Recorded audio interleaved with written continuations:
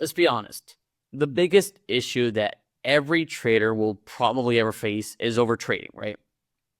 I'm not here to shit on you for over trading. I'm not here to tell you I'm perfect and I never did it. I'm here to tell you exactly what I did to get rid of my over trading and how getting rid of my over trading allowed me to become profitable, right? As long as I wasn't profitable, and I remember this very freaking vividly, I was really good at executing. I was really good at understanding strategy, taking trades. However, the second I would see red, I would start over trading like crazy. Like I could not have a red day, dude.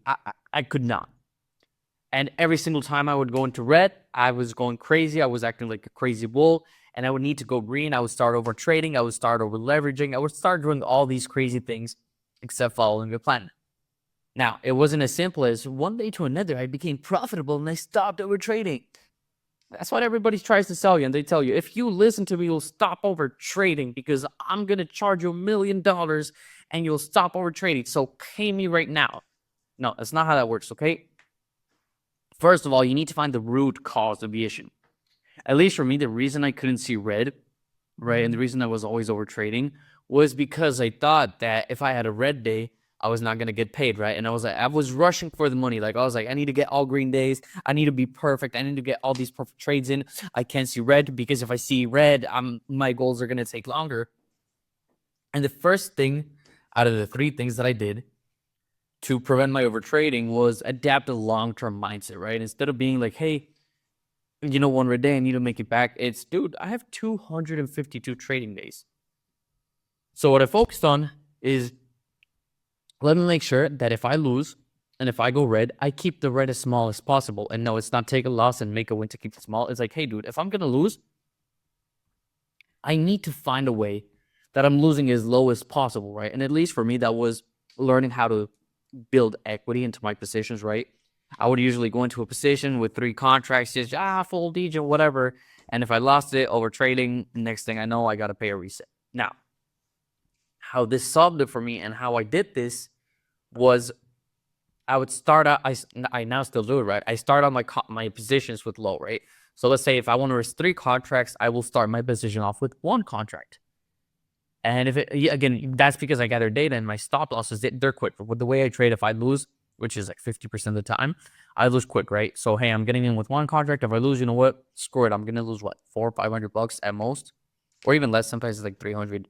But if I win, what I'm going to do is I'm going to add to my positions, right? Again, and understand that, dude, if I take loss, like whatever, because I'm making my wins bigger, but the same risk reward, right? Maybe a 2 to 1. But again, as soon as it goes into profit and it confirms my trade with structure or with a Bookmap level or with the order book, I add more. I add another contract, maybe even 2 contracts.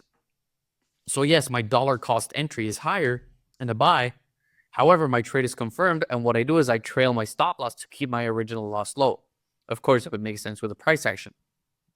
So how this first step helped me solve all trading is when I would lose like what, 100, $200, and I'm cool, right? Because they're like, dude, if on a winning trade, I'm making $1,500, $1,600 and I'm losing $300, dude, I'll take the $300. Market take them. That's my cost of business, because I know that, hey, all I need is 1 win, and I can lose 5 days in a row and personally not care less, because I know that all it takes is 1 win and I'm making it back. So understanding that, having a long-term mindset and learning how to cut the loss short was a big part. Now, the second step to help me in my over trading was building will, and building willpower outside the charts, right? And again, guys, you just need to understand that you need to become disciplined. Like, there's got to be a point where you mature as a trader and you say to yourself, you know what? I'm done. I'm ready to follow my rules. And again, build this will outside the charts, in the gym, wherever, but just do the most you can to become better as a trader, right? And stop your over trading. Now, the last step, again, which is something that I think helped me a lot, and I know it's something that not everybody can do, but dude, instead of having 1 account and going for massive freaking wins, keep your account small, right? Get the 50Ks that have more drawdown, and then just stack accounts, dude. Buy freaking 5 tops of accounts. Buy 5 FFN accounts, 5 TBT accounts, like buy 20 Apex accounts. I wouldn't do that, but again, just buy more accounts. That way, instead of having a 150K account and going in with 5 contracts, full leverage, you can just buy a 50K account, go in with like 8 micros. But guess what? If you're going in across 10 accounts, you have 8 contracts in place. So then you're going crazy like you want, but your drawdown size is not huge because it's your risk is spread across 10 accounts or several, how many accounts to buy, right? So if you're dealing with over trading because you want to see big numbers, do this. Get several accounts. At least that's what I do still to help me prevent me from over trading.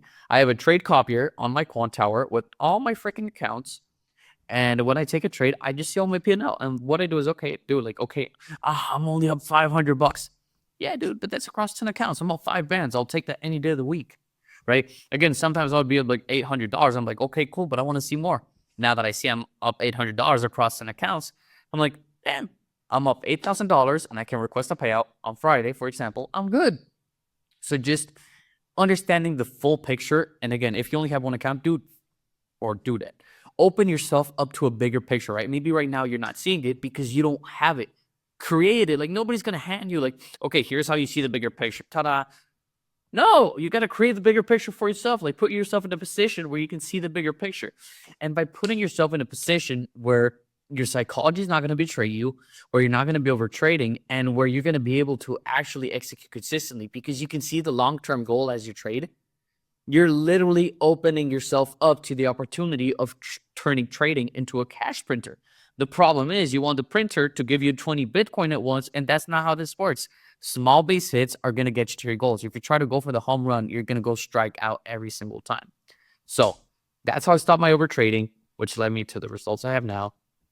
And that's kind of cool, I guess.